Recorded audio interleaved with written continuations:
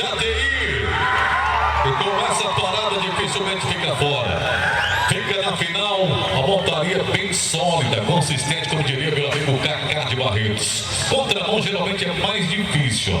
Não pode fazer nenhum movimento errado, nenhum movimento brusco ali. Parou o braço, colou o queixo no peito, aguardou o toque da coruja nos 8 segundos, só aguardando a nota para